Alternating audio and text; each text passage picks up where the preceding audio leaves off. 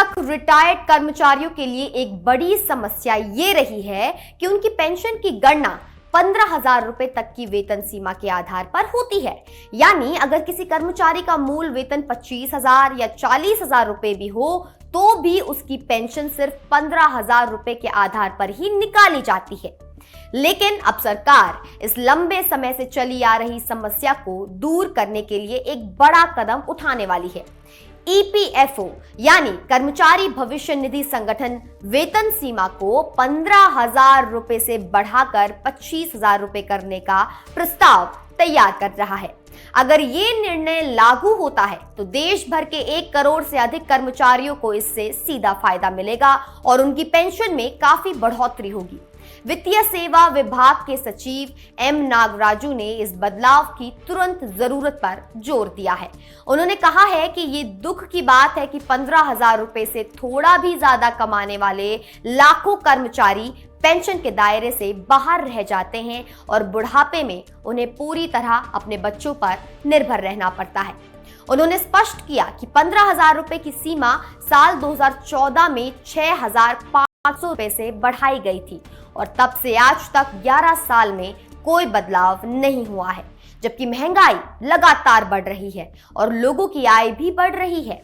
इसलिए ये पुरानी सीमा आज के भारत की विकसित आय स्थिति को बिल्कुल नहीं दिखाती।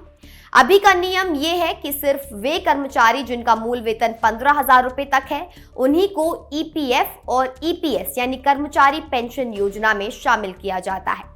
इससे जो कर्मचारी इससे थोड़ा भी ज्यादा कमाते हैं वे इस योजना से बाहर रह जाते हैं और ना तो उन्हें पेंशन मिलती है और ना ही कंपनियों पर उन्हें जोड़ने का कोई कानूनी दबाव होता है। इसका मतलब यह है कि शहरों में काम करने वाले बहुत से निजी कर्मचारी भले ही उनका वेतन कम हो, रिटायरमेंट के लिए किसी निश्चित पेंशन की गारंटी नहीं पाते।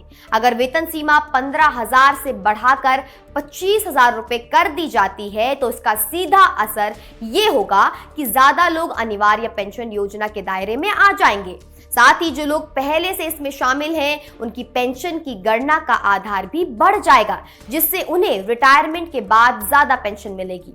उदाहरण के लिए अगर किसी कर्मचारी की सैलरी 20,000 रुपए है तो अब तक उसकी पेंशन 15,000 के आधार पर निकाली जाती थी, लेकिन नए नियम में ये 20,000 रुपए के आधार पर निकाली जाएगी, जिससे उसकी पेंशन में काफी अंतर आएगा।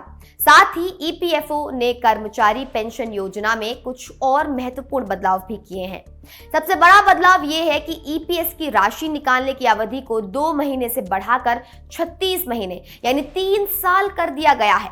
इसका मतलब यह है कि कर्मचारी अपनी ईपीएस की राशि तभी निकाल सकते हैं जब वे 3 साल तक बिना नौकरी के रहें या नौकरी छोड़ दें। ये कदम लोगों को अपने पैसे को लंबे समय तक निवेश में बनाए रखने के लिए प्रोत्साहित करता है ताकि उन्हें जिंदगी भर पेंशन मिल सके। एक और अहम बात यह है कि सरकार न्यूनतम पेंशन की राशि की भी समीक्षा कर रही है।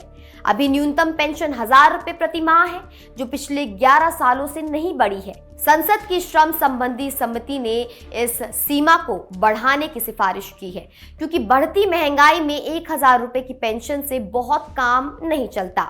उम्मीद है कि जल्द ही इस पर भी सरकार की ओर से घोषणा हो जाएगी। यानी कुल मिलाकर ईपीएफओ इन बदलावों से लाखों कर्मचारियों की पेंशन को लेकर एक नई सोच ला रहा है। वेतन सीमा को बढ़ाना, ईपीएस निकासी की अवधि को लंबा करना और न्यूनतम पेंशन को बढ़ाना, ये सभी कदम कर्मचारियों के बुढ़ापे को ज्यादा सुरक्षित और आरामदेह बनाने की दिशा में है। महंगाई के इस दौर में ये बदलाव आने वाली पीढ़ियों के लिए एक बड़ी राहत साबित हो सकते हैं।